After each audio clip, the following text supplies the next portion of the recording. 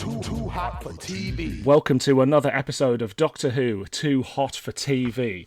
This time I've got another special guest host with me to look at some exciting bits of 90s and 2000 Doctor Who Extended Universe. On the other end of a Zoom call is Warren Green. Warren, how are you? I'm really well, guys. Thank you so much for letting me on, Dylan. Really exciting stuff. No worries, it's really exciting to have you here. Now, you've picked two things we're going to talk about today, and we'll tell people what they are in a minute. But first of all, I want to know, how did you get into Doctor Who? Good question. It was a couple of years before the reboot with Christopher Eccleston. There was a lot of stuff on TV. I think it was Scream of the Shulker or one of the animations. I think it was on the BBC iPlayer website, and I remember seeing those kind of adverts on TV. And then there was a documentary, and I'm not sure if it was more than 30 years in the TARDIS. And I remember it had interviews with various cast members in it, but it had sort of compilations of all these, showed all the different monsters. And I was blown away by the whole universe of it. I think one of the things when you're a Doctor Who fan is people assume you're a big fan of the Doctor. And I'm kind of a fan of the Doctor, but it's kind of all about the creatures for me. It's kind of the universe of Doctor Who where, one side of the universe, you've got a Sontaran and Rutan war. Then you've got, the Daleks fighting the Cyberman, maybe one side. And it's just that crazy universe and just all these diverse aliens and robots. And then when the reboot hit a couple of years later, I was really hooked on it. Through there, I kind of found the spin-offs. And then more recently, I've got into it really hardcore again, particularly focusing on the video spin-offs. I quite like the current series. It's got good moments, but for me, it's kind of the reason I'm so obsessed with it still is because of what BBV are doing, what Real Time are doing, and all these kind of new companies like Cutaway Comics. It's things like that are kind of making me still obsessed with it. But I mean, that's really interesting to hear because obviously people have different interests and different periods of the show they love. And as listeners of this podcast will know, I grew up in the 90s, and so obviously things like BBV and Real Time were very important to me. But it's interesting to hear now when there is so much Doctor Who out there that there's somebody whose main focus of their fandom is kind of on, should we say, the more obscure side of Doctor Who related stuff. I'm not a huge fan of the audio format. I know that's kind of hypocritical because I'll be trying to promote BBV audio and all that kind of stuff, but I've never been a huge fan of audio plays, so I haven't really been drawn to Big Finish. For me, it was the video productions that excite me a lot more. For me, the video format is just more exciting for me to tell a story in a video format than it is to listen to an audio. So that's why I think I've been drawn to these videos. For me, like one film excites me so much more than audio. Don't get me wrong, because I don't want this to be misinterpreted. Like what Big Finish are doing and all these other great audios, I think it's wonderful, and I'm sure there's incredible stories from them. But for me, it's the videos that are just much more exciting, but that's just a personal preference. Of course. I mean, it's interesting you say that because the reason I got into Real Time and BBV in the 90s was because I wasn't a particularly strong reader, so things like the New Adventures and things like that didn't really appeal to me as like a 10, 12-year-old. So what BBV and Real Time were doing were making the nearest thing I could get to Doctor Who in the video format, so that was kind of the appeal there for me. Big Finish didn't exist at the time, but like just having new stories told in a visual format was my way in that respect. Nice. Well, I think all the New Adventures, BBC books, all the books that are coming out now, and the spin-off books as well from like Candy Jar and all that, I think it's absolutely brilliant what they're doing. But just my personal taste is I'm not really... It took me years to admit this because I felt guilty saying I'm not a huge fan of books. Obviously, if it's something like Downtown the Lost Years of Doctor Who, then obviously that's incredible and we all need to go out and buy a couple of copies. But yeah, I've never been drawn to like what all the Doctor Who books out there. I'm sure there's some groundbreaking stories, but I've never been drawn to like the books as much. For me, it's just the video format offers something which the others don't. But again, it's just a personal preference. So I asked you to jump on this podcast and I asked you to pick one video and one audio release. And I know, as you said, you're not really into audio. So what two stories did you choose to discuss today? So the video one, I knew straight away, it's my favourite BBV film, The Devil of Winterborne, my personal favourite. I love them all, but that's the one that stands out for me. And I'm hoping... because within the last year of I've been helping out BBV, I'm hoping eventually we'll eclipse it and do something stronger. But my personal preference, that's my favourite BBV film. And then the audio one was tough to choose. I was going to choose Republica, but I decided Race Memory. which is the one that brings back the Wirrn and stars Sarah Sutton and Keith Drinkel. First up, we're going to look at The Devil of Winterborne. Now, The Devil of Winterborne was released in September of 1995 over 2 videos, and it was the longest BBV at that time, running at approximately 80 minutes, and so it was released over these 2 separate videos. Also released at the time was on VHS was The Frontier in Space, Canine and Company, and a documentary about the Dalek films called Dalek Mania.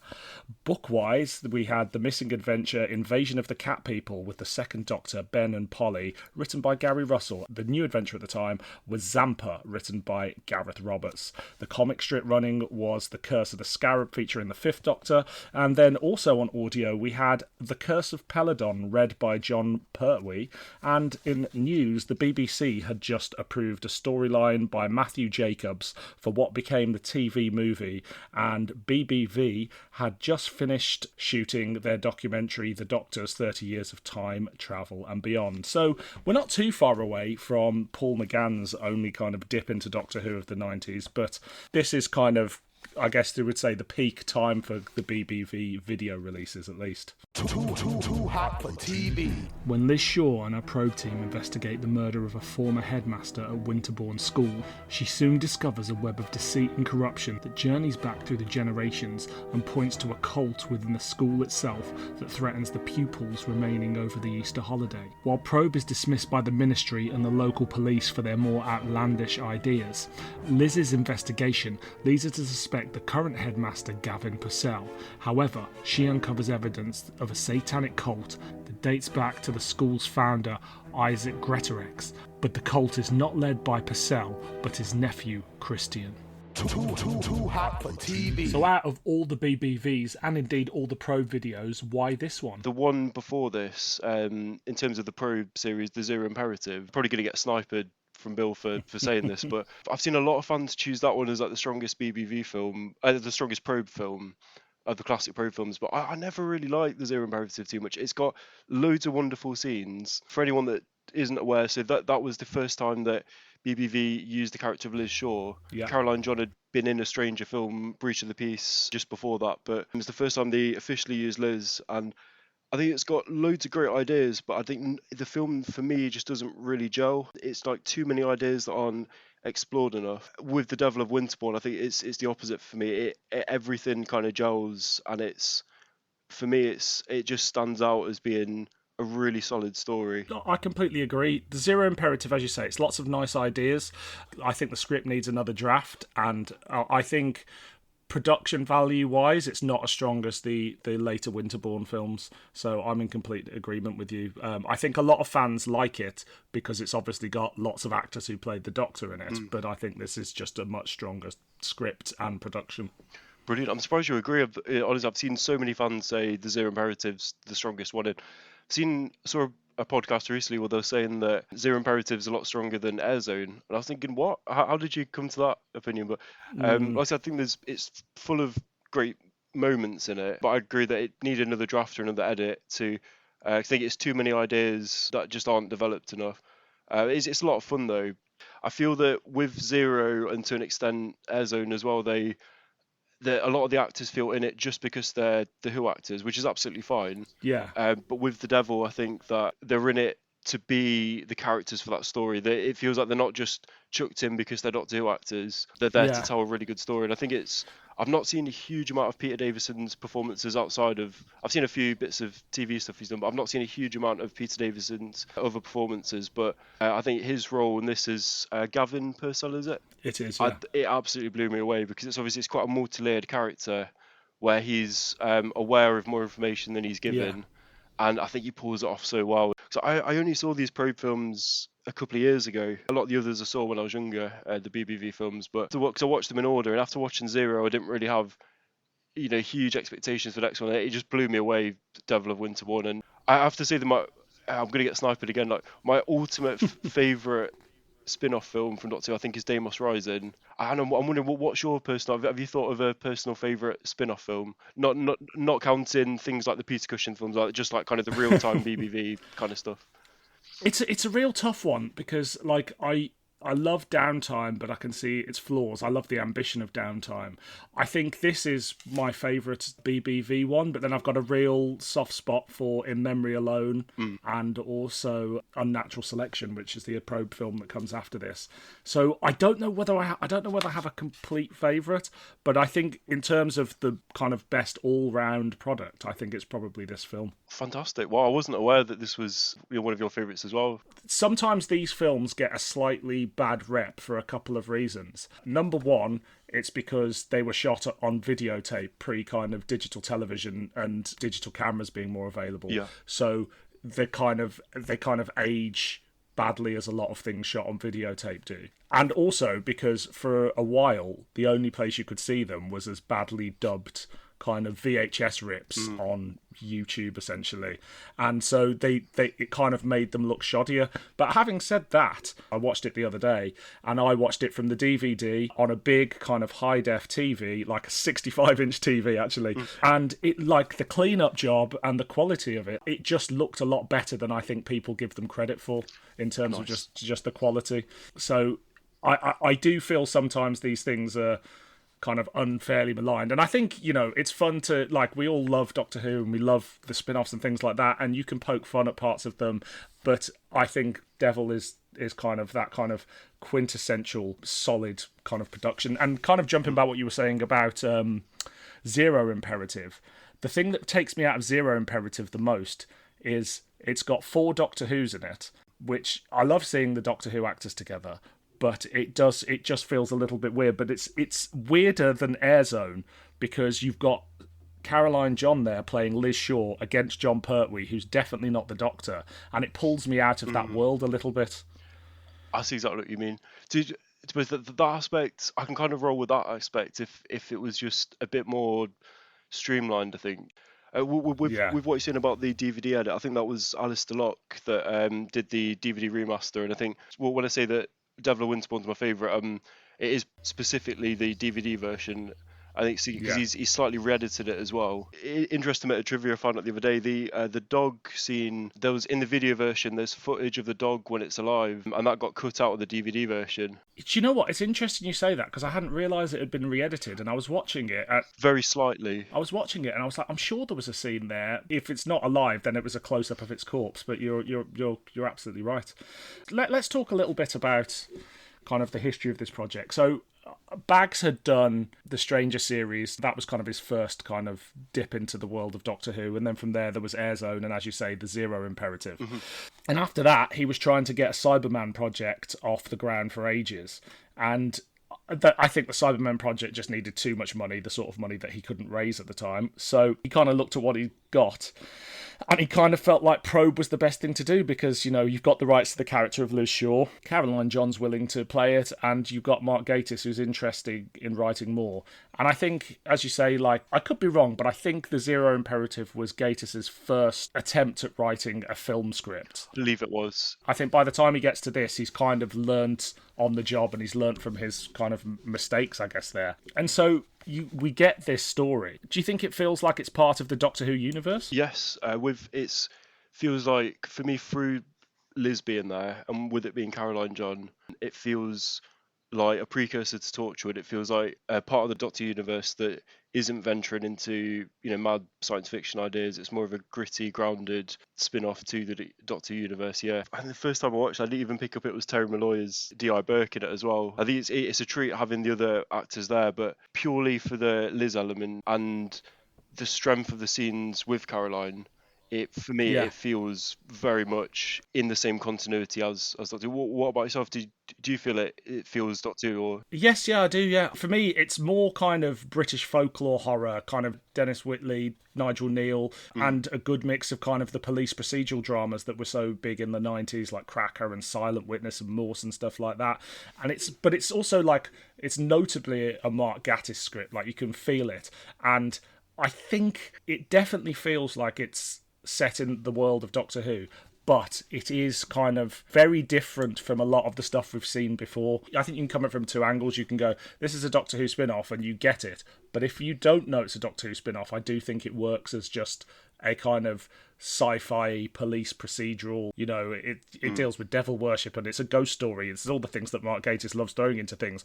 And, you know, at the time it was marketed as a British X-Files. Yes, yeah. And did it come before the X-Files, didn't it? I think I've read somewhere The X-Files started in September 93, so it was a couple of years before this. But I know that kind of the British X-Files wasn't on the original video release. It was something that was added when they re-released all the P.R.O.B E films. That's right.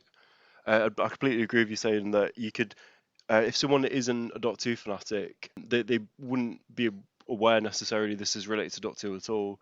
I think that's the strength to it. I think with a lot of these spin-off films, you kind of have to be a fanatic to enjoy them and appreciate them. Like the comedy, Do You Have a License to Save This Planet? If you're not a Doctor Who fanatic, yeah, you're not going to get the jokes. It's not going to mean much to you. And I think even some of the Strange films are really, really strong, I think, but you've got to be a fanatic to really get it and to really understand, especially like Ezra in Solution, to get why those characters have a psychic bond and stuff. With this one, the difference is I think that not only you don't have to have any kind of appreciation for Doctor Who to get the gist of the story. I think in some ways I enjoy it so much it almost eclipses Doctor Who. And as you said before, like, it's a great cast. And it's not just a great cast in terms of these are Doctor Who people. That was quite a sellable cast in terms of the people, in terms of like TV at the time. Louise Jameson had a lot of pull. Peter Davison has always been a fairly kind of big star. He's been a regular face on TV for sort of 40 years. So it wasn't like, whereas the other stuff was, let's get a bunch of Doctor Who actors together. This feels like, actually, we're going to cast the best people for the roles who just so happen to be Doctor Who kind of alumni. And I know that Baggs was trying to sell this to Carlton and a few other channels.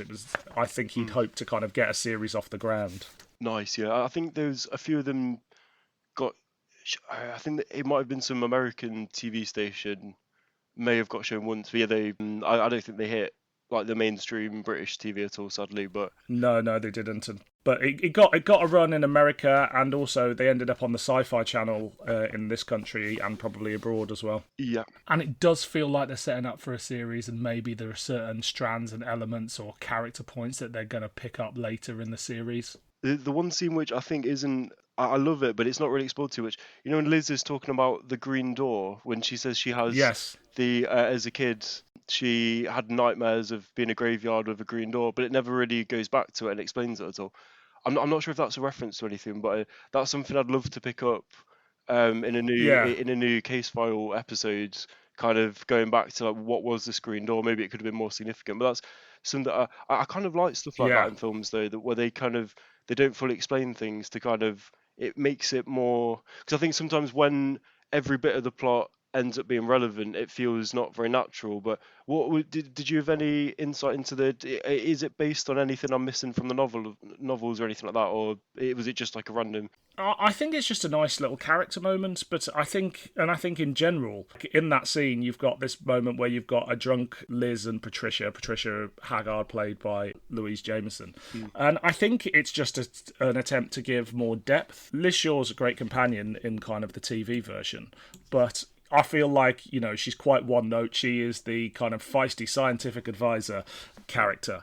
Whereas here, that, you know, she talks about the death of her dad. She has the whole thing about the grave, and you know, it's just quite nice to see that character get a bit drunk and a bit sad and a bit upset. I love that scene so much. Yeah, it feels like it's such a good thing for pacing as well, because I feel like you're absorbing the events like with the audience. Main characters are like kind of digesting the events that have happened, but you're with the audience digesting it as well, because it starts off with them talking about Burke when they're kind of joking like how frustrating it is to work with them, and then it gets kind of deeper into it. But I feel like that's what Zero and a lot of the others don't have, is kind of like that kind of nice structure and pacing to kind of digest it. But I love that moment a lot.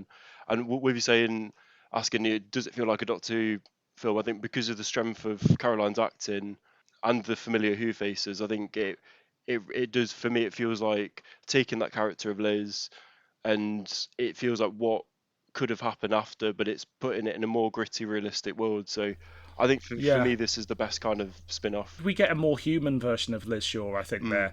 In the 70s, she's quite kind of cocksure, and she's young, but this is someone who's kind of not weary, but she's seen the world. And, like, there's a danger with this sort of thing that actually it's just Caroline John playing a character that's nothing like her companion was 30 years ago. But there is a through line, and you go, oh, no, that is the same person. I'm thinking perhaps of Caroline John in Breach of the Peace. Like, it could very well have been, she plays a decent enough character in that, but it could have very well been something like that. But instead, it's definitely Liz Shaw. And as you say, the strength of her acting, like, again, you could be pulling some. I know she carried on acting, but you know she became a mother and she acted less. You could be pulling someone out of kind of semi-retirement who actually isn't very good at acting anymore, but she absolutely holds her own with everybody. And I'm thinking particularly of those interrogation scenes between her and Peter Davison, and they both hold their own. And they've got this fantastic chemistry. I love all these scenes. With you saying you quite like Unnatural Selection, the next one is quite surprised at that to us. I like that one, but I feel it's like it's an excuse just to kind of have a cool monster scene in it.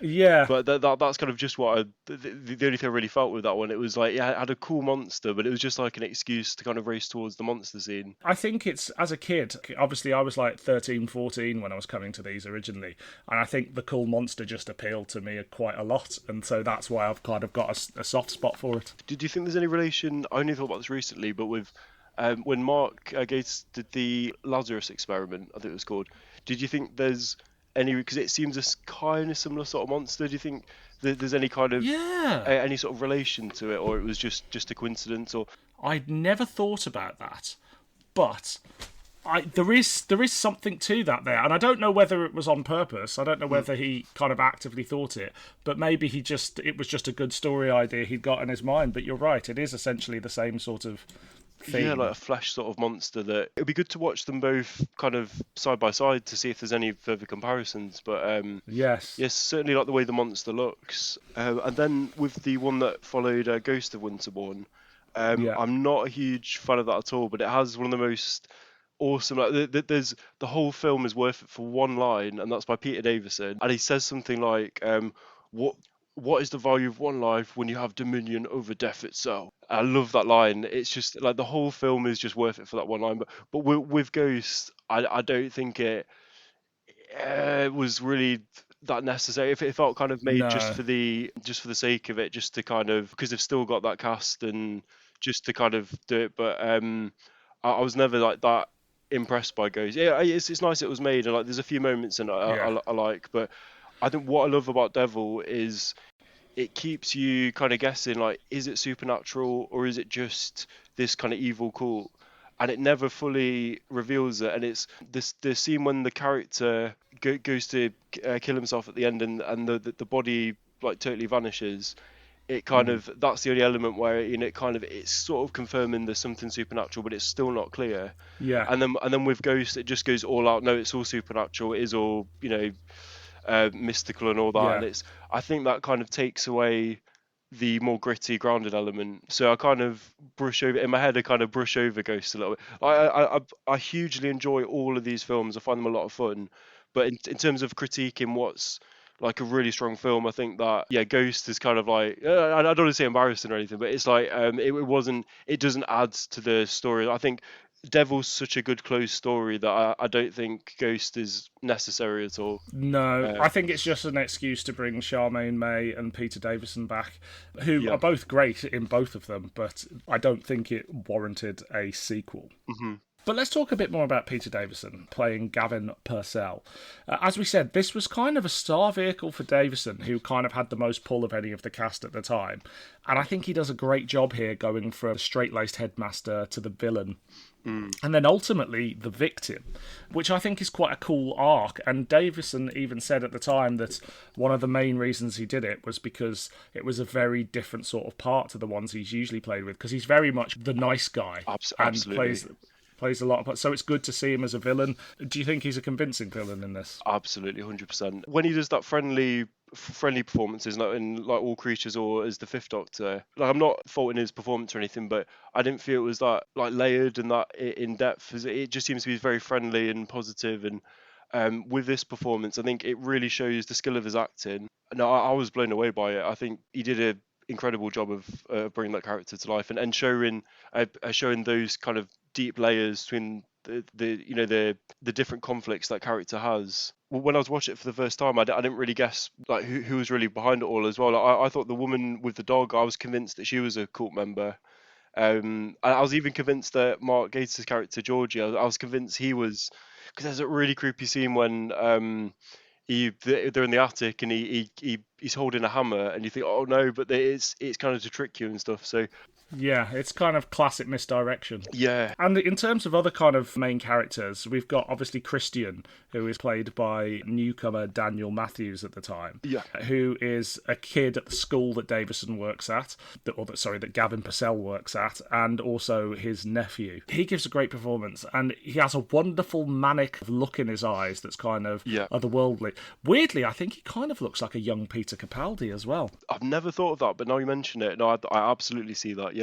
He's obviously the real villain of the piece. So what do you think of his performance? Really, really good job. I didn't guess it was him the first time I watched it, that was behind it all. So again, another really great layer performance. I thought his friend, I don't know the guy's name, but his friend who gets murdered, Stephen Dollamore. But I thought his performance wasn't as strong as the others. Yeah, I think that's the weakest performance in it. I think his performance, stands out as not being as the character Christian, I thought absolutely brilliant. And again, not fully revealing in Devil, is it to do with the supernatural? Is it the actual spirit of Isaac Greatorex, or is it, or is it just like someone's obsession with it? I love that so much. And also Mark Gatiss' character, I found that was so fun.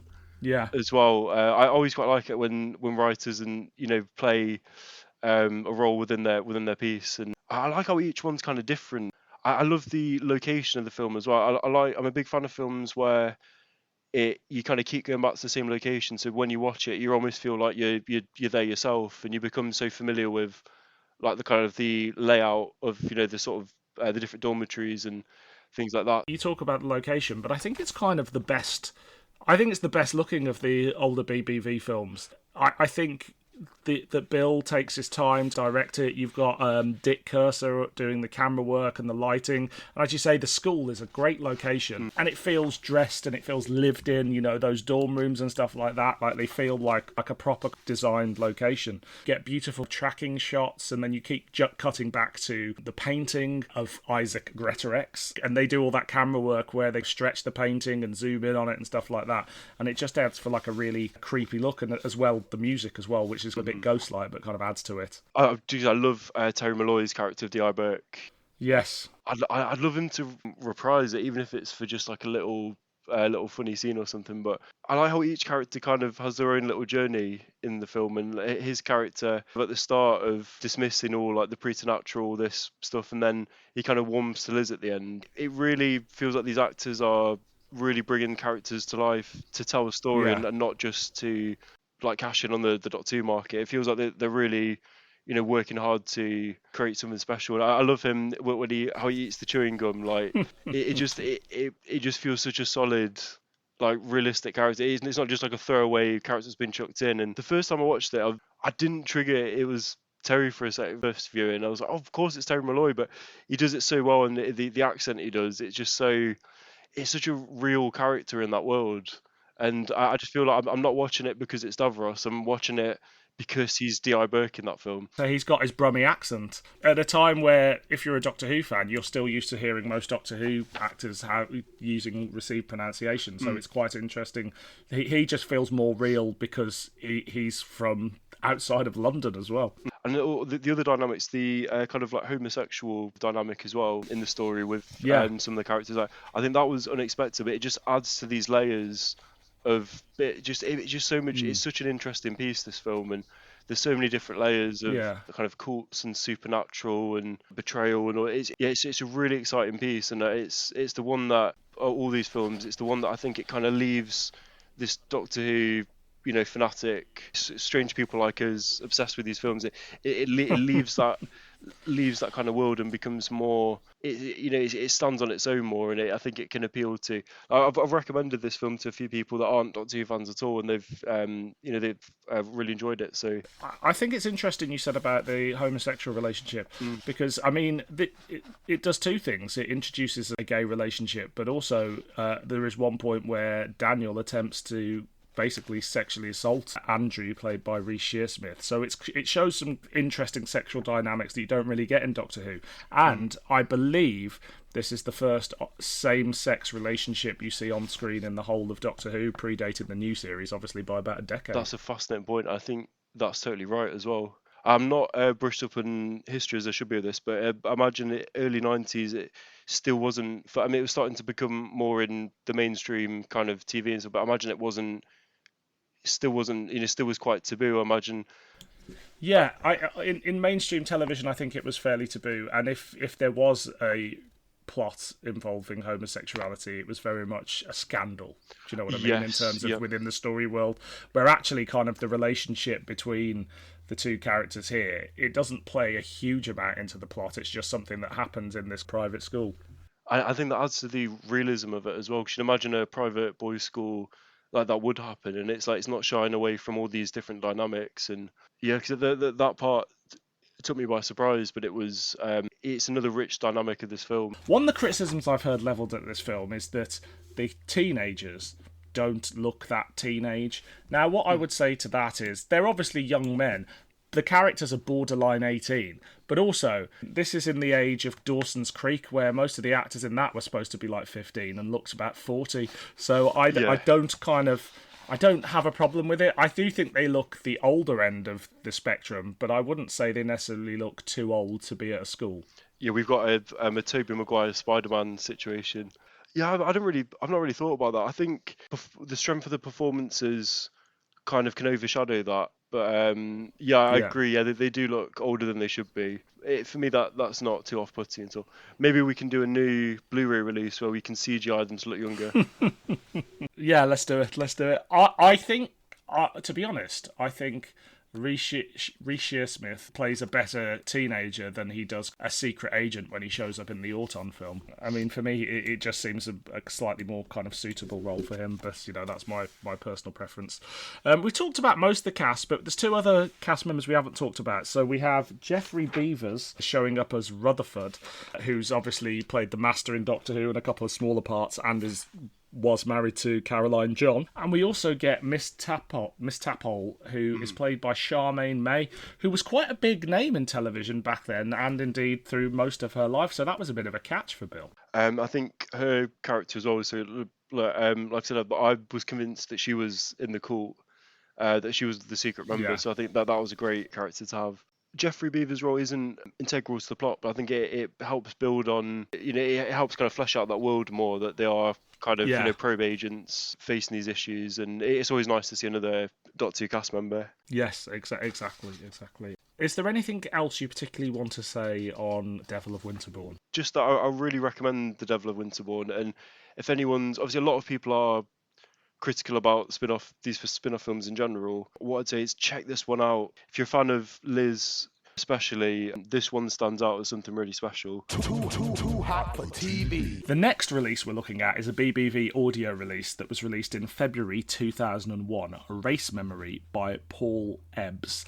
Now, at the time, in the news, there was reports that Greg Dyke, the BBC General Director, was putting £250 million into BBC films, and that he wanted to do a Dalek-led Doctor Who film. Obviously, that would not materialise.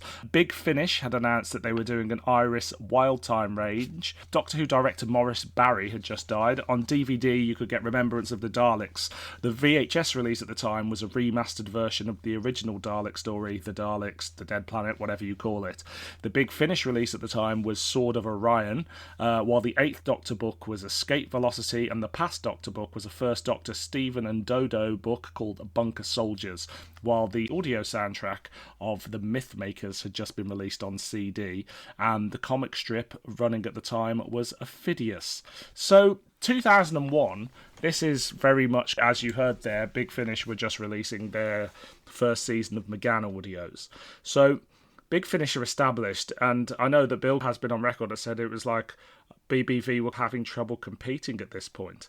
But I think, as a result, whereas the audio stuff started off with the Professor and Ace just trying to do Doctor Who in all but name, we now get some really interesting productions out of them, such as this one, Race Memory. Too hot for TV. 100 years after leaving Nerva Beacon, the human race are trying to recolonise the Earth.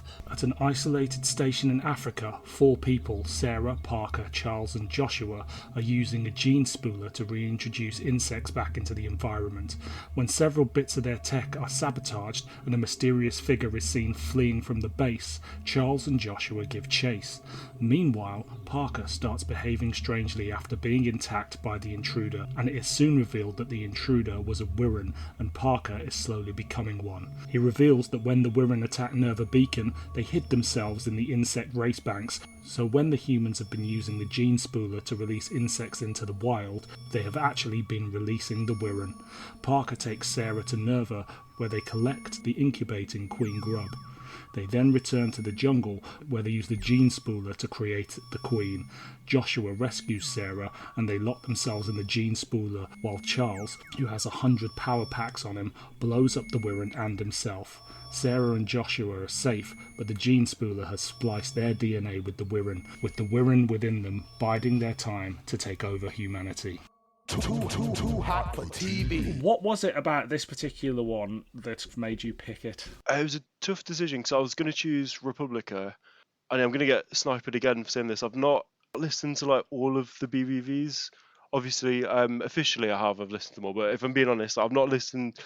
I haven't really listened to like them all. Like I said, I'm not personally a fan of audio plays. It just doesn't. Now I've worked on a few in the last year, just a few. There's 2 P.R.O.B.E. I don't know if you've heard of P.R.O.B.E, the Fifth Doctor Companion. Yeah. There's 2 audios which I edited the sound on. It's quite basic. So there's a few new ones I'm working on. So when I can work on like contribute to an audio project, it's a whole different dynamic, and I love doing that. But I'm not a huge audio play fan, so I haven't actually listened to a lot of audios. So, but one of them I had checked out is Race Memory, and it appealed to me in terms of it does justice to that monster of the Wirrn. For me, it feels fully canon. It flows nicely from the arc in space, and it does something exciting with that creature. And I think one of the things I'm not a huge fan of audios with, I get frustrated that I can't visualize what's there, and sometimes when I'm trying to imagine something and then there's more description and then I've got to like reimagine the image I was thinking in my head was wrong. Like with this one, I felt that it created really strong imagery. On the front cover, there's next to the silhouette, there's kind of like a long sort of desert thing, and there's a lot of scenes that are traveling in a hover car sort of thing, and I could really imagine that in my mind and stuff. And yeah, I'm a fan of kind of the visuals that this kind of summons in your mind with this one, and I like the kind of contrast between those scenes when they're traveling like in the hover car, where it's all outdoors and open, and then there's the more claustrophobic scenes, like all the bugs, and so I like the kind of contrast of those dynamics. But So it was written by Paul Ebbs. Are you familiar with much of Paul's previous work before this? So he'd done Zygon Absolution and Do You Have a License to Save This Planet with Gareth Preston. He did some rewrites on Auton 3, like some additional material, and he was kind of the unofficial script editor of the audio range at this point too. But were you familiar with his work, his previous work, and what do you think of it? Only Auton 3, I think. Like I should have listened to the others, but I've not actually listened to Absolution yet. I think people assume I've listened to them all, but I'll just kind of pretend I have. But I've listened to them all, so if anybody wants to know about them, I can give them a list of the good, the bad, and the ugly. See, I'm only familiar with Auton 3. What's your view on his writing? I think this is his best script for the range, but I don't think he ever doesn't deliver something that's at the very least solid. But I think this is certainly the one that, weirdly, the Cybergeddon one, I only came to it when I was writing the book, and I was expecting it to kind of be a shitty Cyberman ripoff that wasn't very good. And I was really surprised at what a brilliant, sprawling, epic sci-fi story it was. The sort of thing you could never do on screen. Because I think there's kind of a myth, and I had this, that when I came to write about the audios, is that they do a couple of good ones to start, and then they just get trashy. But actually, I was quite surprised at how the quality seemed to remain throughout and actually go up in some cases. And there was only a couple of little misfires. And when those misfires do happen, they're still trying to do something different. It just doesn't work. I've not actually heard Cybergeddon myself. I'm a huge fan of that clockwork robot on the cover of Cybergeddon. Yes, yeah. Yeah, I've not heard that one myself. I was never a huge fan of Autumn 3, but I imagine that was could have been more production issues and probably the strength of the first two. Yes, yeah. It's a bit of a letdown after those first two, which are really quite strong, I think. Yeah, I love the revelation of Lockwood having the microchip that connects with all computers. I think that's an epic revelation of what Lockwood is. But Yeah. I think the film, it just isn't. I'm gonna get sniped for saying all these things, but you've got the Autumn beer belly in Yes. that film, but it's still fun. But I think like with Autumn 1 and scenes of Autumn 2, I think they're so good it can't really compete with it. But yeah, Race Memory, for me it does a really exciting thing, because obviously I think that for me, my personal taste is that audio is very limited, but I can imagine those scenes like with the Wirrn in that world of that audio, and it's not too long as well. It's not too complex. It's quite easy. I thought it was quite easy to digest this one. Yeah. And I think it's a nice companion piece to Ark in Space. If you watch one after the other, I think it's quite an enjoyable sequel to like addition to the that world. Yeah, no, I do too. Like, so he crafts this kind of scary, atmospheric, tense horror story, and the Wirrn are kind of the perfect villain for it in a way. But also, it's not easy doing a sequel to what's considered a classic story. And ultimately, I think it is a successful sequel. What I would say is, while Winterborne is accessible, this is very much to a point you have to know the events of the Ark in Space, which isn't necessarily a criticism, because whereas Winterborne was trying to crack a bigger audience, this is only for Doctor Who fans, so that's absolutely fine. But you know, I think he does successfully build on the work done in the Ark in Space. I agree completely. It's this one is you do have to be a fanatic to kind of appreciate and understand and enjoy this one. This is that side to the spin-offs where it is, you know, creepy men like us. It's good to chat to one that's a fan of these films, by the way, and you know, Indeed.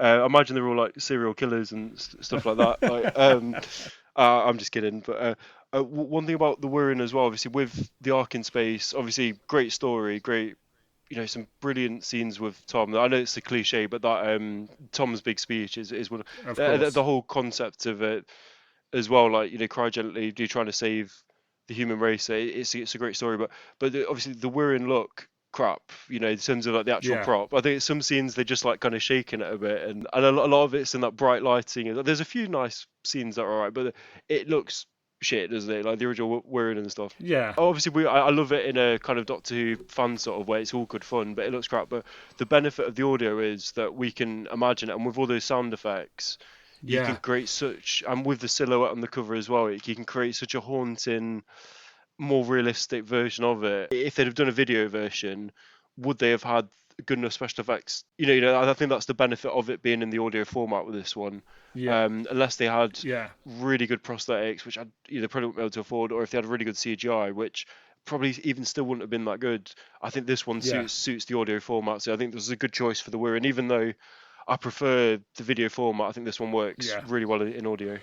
I think you're right. Like the sound design, in terms of what they do with the Wirrn, there's some hideous kind of screaming and squelching when there's like the Queen's hatching and when one of the characters is becoming a Wirrn. The sound design there really sells it in a way that, as you say, the original story, it may be a classic, great performances, what have you, but it is somebody with bubble wrap on their hand, and there's no escaping it. Yes, absolutely. So the post-production and music was by Mike Nielsen. Yes, it was. For this one. Yeah, absolutely brilliant job. It builds all those squelches and screams. It creates that vivid imagery, which I think really benefits this one. The Wirrn are essentially quite a one-note villain in the sense of their process in what they do. They're just trying to essentially procreate and survive. But it just goes so deep into it, and the fact that you kind of get their malevolence, so all the genetic DNA banks they've got on board the Ark on the Nerva Beacon, the Wirrn have hidden itself in the genes of other races, and then they use the gene spooler to slowly unleash the Wirrn over X amount of time, which is such a fantastic idea and takes them beyond just being a parasite, I guess you'd say. Completely agree. It makes it more exciting and just adds more mythology to them as a monster, yeah. I think Ebbs directs it as well, and he does a great job, as you say. Like, he gets Mike Nielsen to do the music. Again, some of the BBV audios can be a little underscored and a little under sound designed, whereas this is not the case. Like, it stands up in terms of, it's the same quality as this sort of stuff that Big Finish were doing at the time. So it's, you know, like, it can stand toe to toe with that in terms of the sound design. And he gets this cast together of, you've got Sarah, played by Sarah Sutton, and you've got Parker, played by Keith Drinkel. You've got Charles, played by Mark Donovan, Joshua, played by Nigel Fairs, and the Queen, played by Steve Johnson. Now, those are all quite kind of BBV regulars, with the exception of Sarah Sutton, who I think this is her only contribution to BBV. Do you think there's a marked difference between Sarah Sutton here and Sarah Sutton as Nyssa? I think so. Yeah, I think she seems more... I've not really overly thought about comparing them both too much, but I think she seems more calm in this one. You know, I think she seems more grounded in this one, like more of like a marine, a space marine sort of character than. Yeah. I think this seems a bit more like pantomime sort of performance, when this one seems more like a realistic space marine. When you first go to it, I think there's a little bit of like, oh, these performances are quite radio acting in a way, and quite, wooden's the wrong word, but actually, when you think about it, they're actually pitched the same as the people in the Ark in Space, because they are meant to be this most perfect version of the humans, and actually as things get more intense they start to lose that stiltedness, and as the situation gets more desperate and you get to see them like their real characters coming through. So initially I was like, oh, is this acting a bit off? But actually it's quite a considered performance, I think, and that maybe that came from the director. With their characters, they're out doing a job sort of thing. It's like their day-to-day like work that they're doing. So it's like it's not like they're just, you know, companions from Earth that have been hurtled into a situation. These are like experienced scientists that are out with a specific task and stuff. Yeah, I just find this one so overall just so digestible, and I like the imagery it conjures. So I was talking to Bill about possibly doing sort of like motion comics for some of the audios. Right. And this was one that I'm really wanting to do, and like with the like gene splicer and all those hover cars and like the different stages of the Wirrn mutation. I think there's so much great imagery for this one that conjures, but it just feels like it's only much more geared to just fanatics, but it just feels quite digestible. It's not too long, nothing too complex or layered. It's just a nice Wirrn story that I think works as nice companion piece. And it just builds on the success of, like, it kind of, you know, you get a Doctor Who story and the Doctor arrives, saves the day, and then leaves. And it's very rare within Doctor Who that they go, and what happened next? And sometimes that story's not worth telling, but essentially Ark in Space, all these people have woken up after nearly getting consumed by a Wirrn, and then the Doctor leaves, but they've got to go and try and repopulate the planet Earth and bring it back after the solar storms or the solar flares. It's really interesting to see a bit of that world, and you could tell so many stories, Wirrn related or not, within that world, I guess. Absolutely.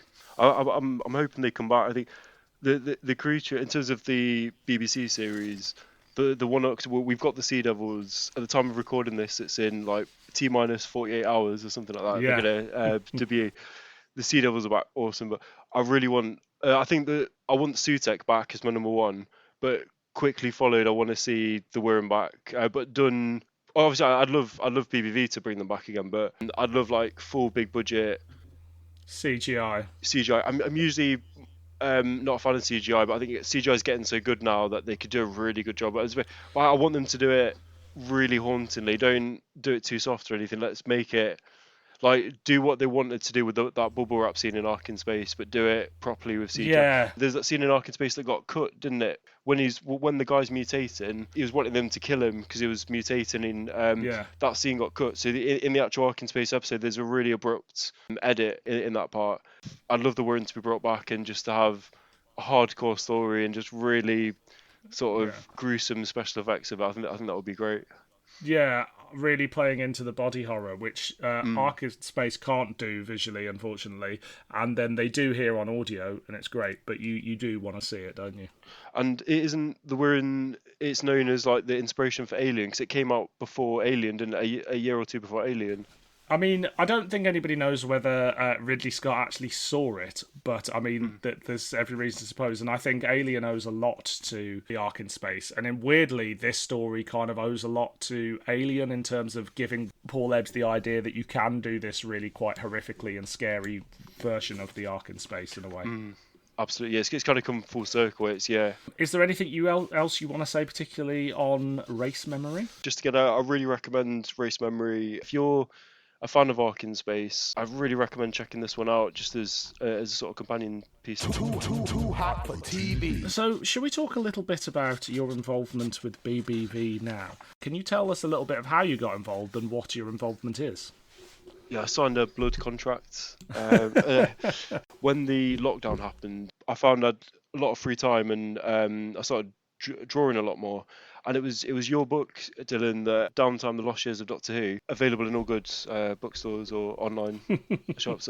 It was that book, and particularly the cover, that really inspired me because, like I said, I love all what's going on with Doctor Who. All these book companies and audio companies is great, but for me, it's these videos, these weird sort of videos that are so exciting. And to see that cover with the Cyber on and Sophie's character in Mind Game, just to see that, I know exactly, like as soon as I saw it, it was so exciting to see. And I thought to myself, well, in terms of drawing Doctor Who, there's a million Tom Bakers out there, so there's no, but what's the point of drawing? I mean, if you want to, there's nothing wrong with that, but for me, it's like I want to try and draw something that hasn't been done before. So there's a million, almost every episode of the classic series of Doctor Who, there's a ton of art for it, and really, really high standard art for it, and there's a ton of like custom models and review videos and everything. But with these spin-off films, there's not a huge amount of art and custom models and stuff that I found. So I wanted to try and draw the characters that weren't on the cover.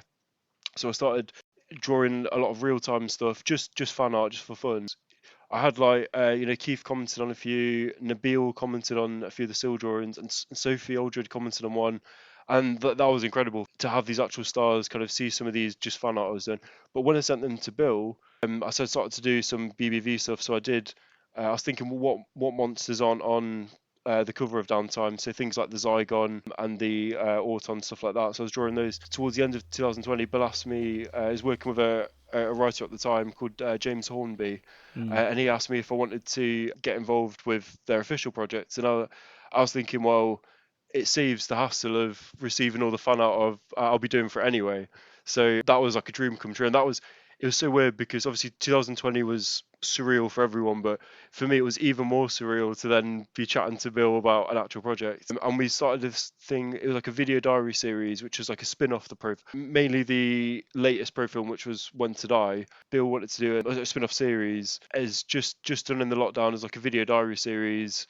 Very sort of low key, and then I could do in a few episodes. I could do drawings that could be, and sort of title slates and stuff like that could be edited into the episodes.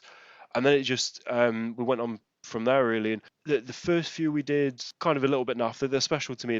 But the ones that we've done, because we've made to date like about 20 of these things. These little, they're usually about 5-minute episodes. Some of the latest ones we've done, I'm really, really proud of. There's a couple in particular I think we've done a good job with, and they're quite, because they're nice, short and digestible now, like some of the new ones we're doing. And also the BBV website launched as well. So mainly it's only within the last year, but I've been helping out. So this new case file series, which I'm so passionate about. It's like my favourite thing to do at the moment.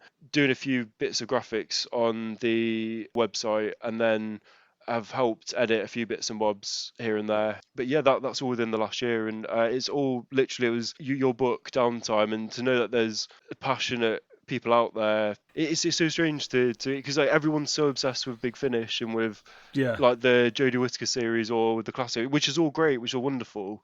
but seeing people that are into these kind of obscure videos and stuff is so exciting. And yeah, hopefully we're kind of carrying on that spirit of the wilderness years. And what are the future plans of Bill and yourself, and what releases have people got to look forward to coming up? So when they did the Doctor's documentary, Bill interviewed in the 90s a load of sort of the big players from Doctor Who. Been releasing those as DVDs now, like totally uncut, and they've done like J&T, they did John Pertwee, just a full uncut interview. And they started putting like little extras in now, like a new intros and stuff. We're going to release a new one that's coming soon, which is, I don't think it's been announced yet, but it's the Peter Davison uncut. Oh, great! So it's the complete it's interview of him and Mark Strickton, but it's the full complete thing with no editing at all. And then another one with him and Mark Gatiss, and it's just Peter Davison, the full unedited interview. With a few little extras on there as well. That's something we're working on at the minute. Biggest thing I'm passionate about is Case Files Volume 3. Have you seen Volume 2 at all? So I think you've seen Volume 1. Yes. Yeah, you have? Yes, I have, yeah. Hey, brilliant. Awesome. What do you think to it? A load of shit? No, I think it's great. And I think, the ambition gets bigger with each one, considering they're things done at home, essentially. Yeah, it's and guess what? All the I know the drawings aren't amazing, but guess what software I'm using? I shouldn't say this at all, but guess what software I'm using? Go on. Guess. Photoshop? No, way less advanced than that. Paint? Close, very, very close. No. I shouldn't admit this or anything, but all the drawings you see in Case Files Volume 1, Volume 2, that are, not the CGI stuff, that's why James Lee's got proper software. They're all done on PowerPoint 2003. Oh, wow. Yeah, it's using the Auto Shapes tool. Well, you get great results out of it. Oh, thank you.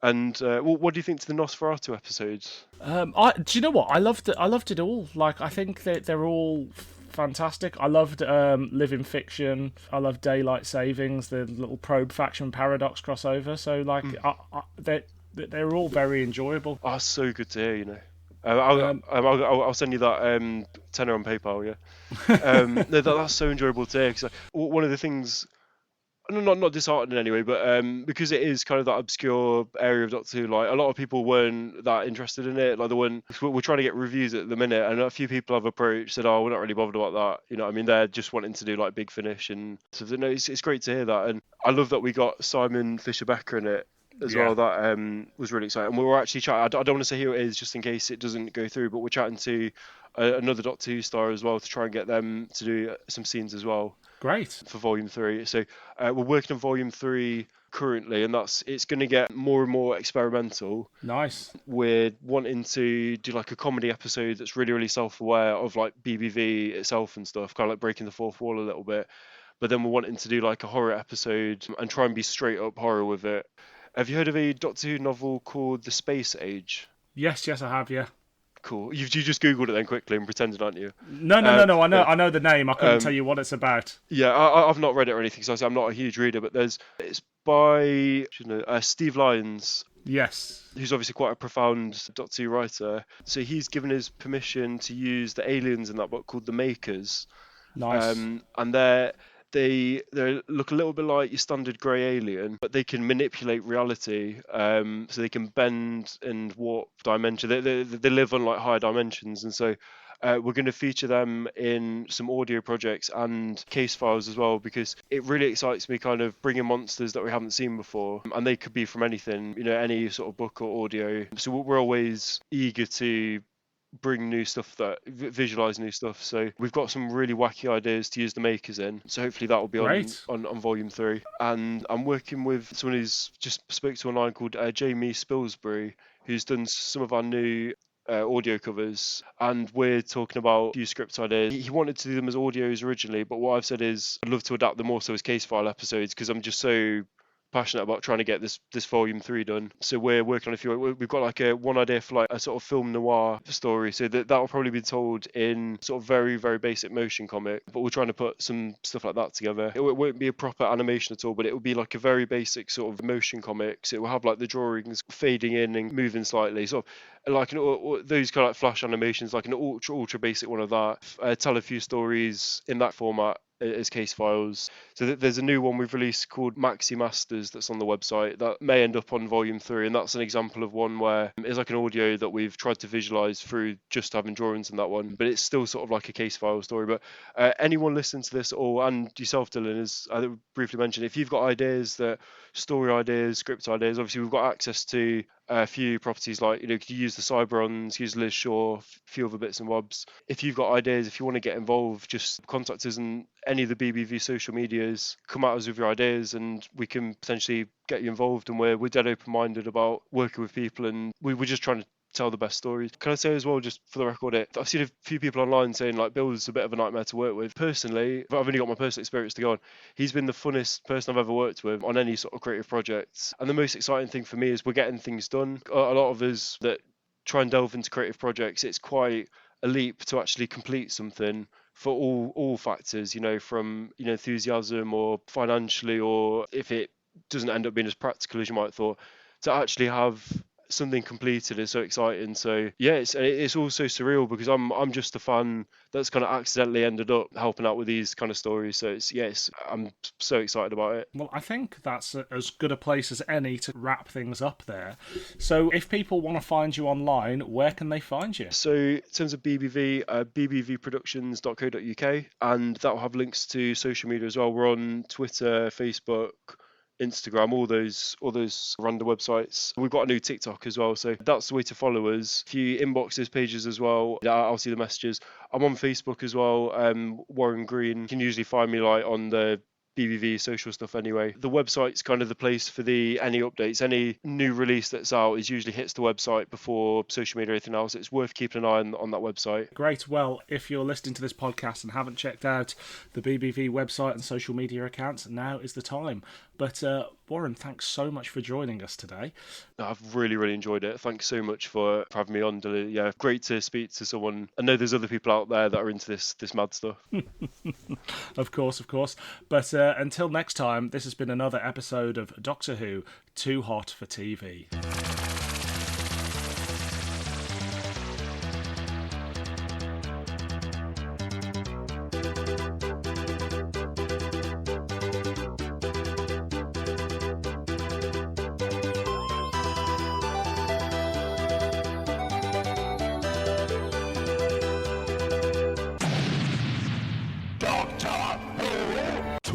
Too hot for TV.